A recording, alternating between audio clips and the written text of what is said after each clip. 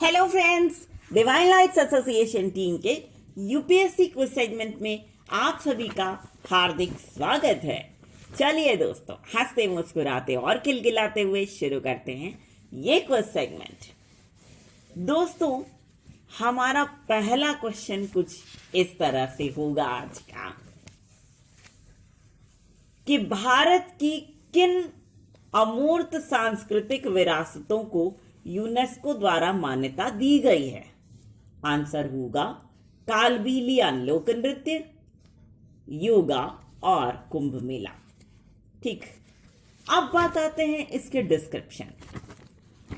ठीक, अब देखिए, अमूर्त सांस्कृतिक विरासत ये कह रहा है, इसका मतलब ऐसी सांस्कृतिक विरासत जिसे कि छुआ ना जा सके वरन महसूस किया जा सके। ठीक है, इसके जो इफेक्ट्स होते हैं, जैसे योगा के इफेक्ट्स को कैसे महसूस करते हैं, आपका जब शरीर स्वस्थ रहता है, ठीक है, तो आपको लगता है यार योगा करना चाहिए यार, क्या तंदुरुस्ती रहती है, क्या फुर्ती रहती है, क्या चुस्ती रहती है, दिमाग नहीं थकता, वाह, है ना।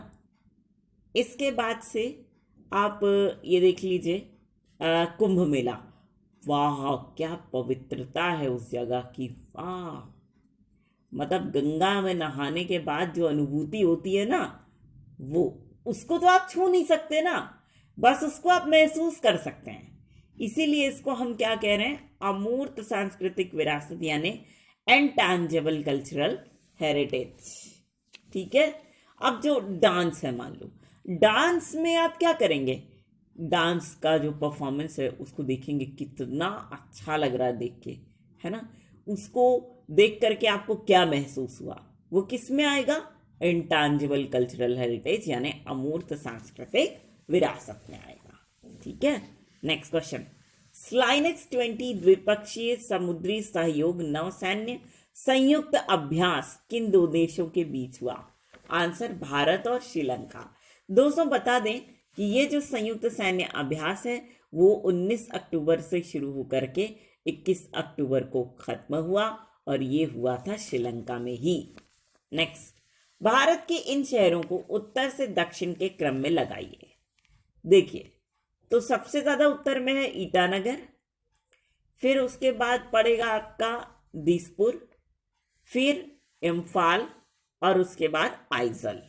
अगर ये राज्य दिए हों तो क्या होगा, वैसे ये तो हम जो बता रहे हैं वो राज्यों की राजधानियां हैं, लेकिन अगर राज्यों को पूछ ले तो आप क्या करेंगे, पहले लगाएंगे अरुणाचल प्रदेश, उसके बाद लगाएंगे असम, उसके बाद मणिपुर और उसके बाद मिजोरम।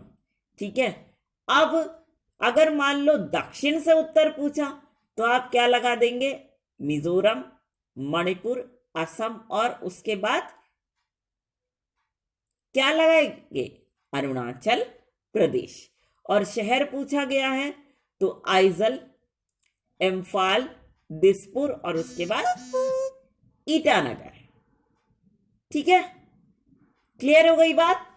चलिए next, national cooperative development corporation के संबंध में निम्न कथनों पर विचार कीजिए।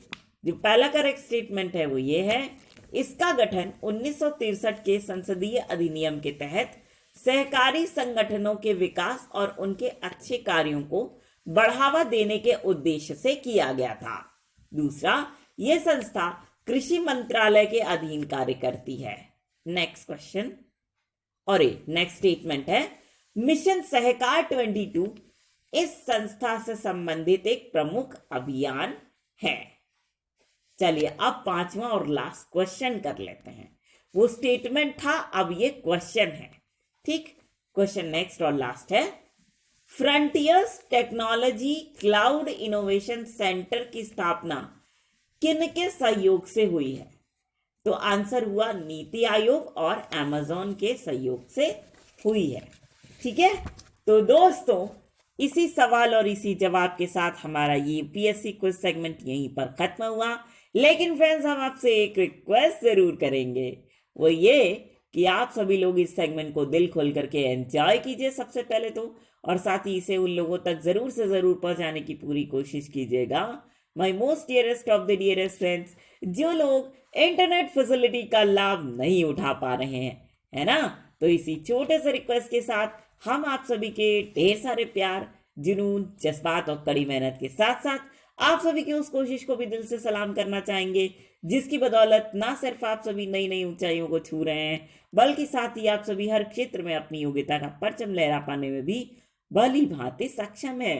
तो दोस्तों, इसी बात के साथ और इसी गर्व की भावना को अपने मन में संजोए हुए एक बार फिर पूरी डिवाइन लाइट्स एसोसिएशन टीम की ओर से हम आप सभी को कहना चाहेंगे दिल से प्यार भरा नमस्कार।